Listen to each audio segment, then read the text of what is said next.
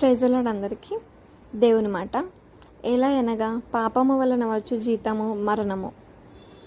మనము పుట్టినప్పటి నుంచి కూడా ఎన్నో పాపాలు చేస్తుంటాం. తెలిసి తెలియక కావాలని చేసిన పాపాలు ఎన్నో ఉంటాయి. మనము ఎదిగిన కొద్దీ మన వెంట్రుకలు ఎన్ని ఉన్నాయో మన పాపాలు కూడా అన్నే ఉండి ఉంటాయి.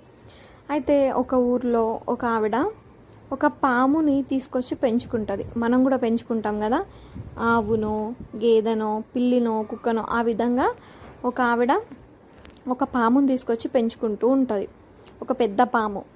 అయితే ఆ పాముకి డైలీ గుడ్లు పెట్టడము, పాలు పోయడము, ఎంతో ప్రేమగా పాముని పెంచుతూ ఉంటుంది. అయితే ఒకరోజు సడన్గా అది తినడం మానేస్తుంది.